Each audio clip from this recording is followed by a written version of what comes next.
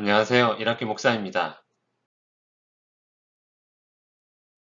오늘은 지난 6월 22일, 24일에 나눈 왕들의 이야기 여호사밧 두 번째 시간을 요약하겠습니다. 여호사밧은 유다의 네 번째 왕으로 히스기야, 요시야와 함께 유다의 3대 선왕 중 한 사람입니다.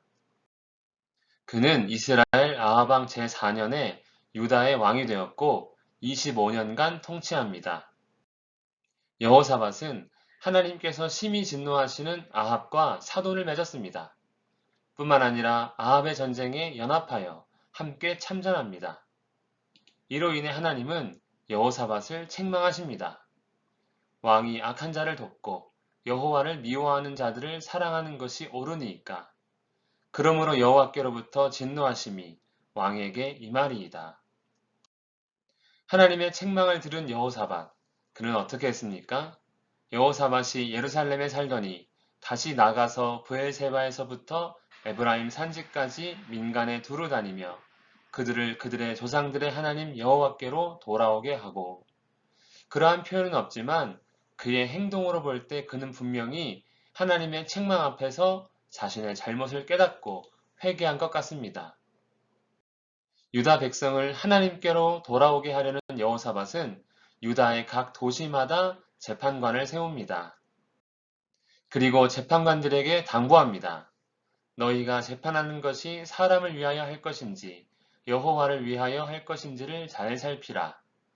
너희는 여호와를 두려워하는 마음으로 삼가 행하라. 공평과 정의로 백성들을 살피고자 하는 것입니다. 또한 레위 사람들과 제사장들 및 몇몇 지도자들을 세워 하나님께 속한 일을 재판하게 만듭니다. 즉, 믿음에 관하여 조언을 하고자 한 것입니다. 이렇게 재판관 외에 레위인과 제사장을 따로 세운 이유는 무엇입니까? 어떤 송사든지 그들에게 경고하여 여호와께 죄를 범하지 않게 하여 너희와 너희 형제에게 진노하심이 임하지 말게 하라. 일상에서 하나님 보시기에 선행인지 악행인지 판단하기 어려운 문제에 대해 도움을 줌으로써 하나님 앞에서 거룩한 삶을 살도록 하기 위함인 것입니다. 여호사밧은 재판관과 레위인 및 제사장을 통해 자신과 모든 유다 백성이 하나님 앞에서 공의롭고 거룩하기를 진정으로 원했던 것입니다. 공의와 거룩이 우리의 소원이 되기를 축복합니다. 그 후에, 즉 여호사밧이 유다를 하나님의 법으로 다스리고 있을 그때에 모압, 암몬 나라와 마온이라는 곳에 사는 사람들이 연합하여 유다를 공격해 옵니다. 이 일은 아마도 하나님께서 여호사밧과 유다 백성들의 믿음을 확인하시기 위함이 아닐까 생각합니다. 요단 동편 남쪽에 위치한 모압, 암몬 그리고 마온 사람들이 연합하여 유다를 공격해 온 것입니다. 모압, 암몬 연합군의 규모는 굉장했던 것 같습니다. 제법 큰 군대를 갖고 있던 여호사밧이 두려워할 정도이기 때문입니다. 그는 곧바로 하나님을 찾습니다. 여호와께로 낯을 향하여 간구하고 뿐만 아니라 백성들에게도 함께 기도할 것을 요청합니다. 유다 백성에게 금식하라 공포하매 이 일로 모든 백성이 하나님께 기도합니다. 하나님에 대한 믿음으로 하나가 된 유다입니다. 여호사밧과 유다 백성의 기도의 내용은 크게 두 가지입니다. 먼저는 하나님은 만왕의 왕이시니 하나님의 백성을 대적하는 자들을 그냥 두어서는 안 된다는 것입니다. 다른 한 가지 기도의 내용은 바로 아브라함과 맺은 언약을 기억하시고 지켜달라는 것입니다. 두 가지 기도의 내용 모두 하나님께서 들어줄 수밖에 없을 것 같습니다. 여호사밧과 유다 백성의 기도에 하나님은 응답하십니다. 이 전쟁은 너희에게 속한 것이 아니요 하나님께 속한 것이니라. 이 전쟁에서 너희가 싸울 것이 없나니 대열을 이루고 서서 너희와 함께한 여호와가 구원하는 것을 보라. 전쟁을 앞두고 여호사밧과 백성들은 놀랍게도 노래하는 자들, 곧 찬양들을 택하여 군대 앞에 세우고 찬송을 시작합니다.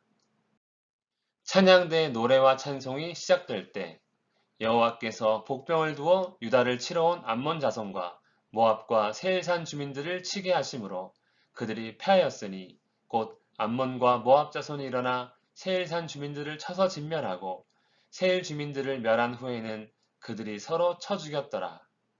하나님의 놀라운 능력 가운데 그들은 자중질환으로 전멸합니다. 여호사밧과 유다 백성이 이 전쟁에서 할 일은 전리품을 챙기는 일이었습니다.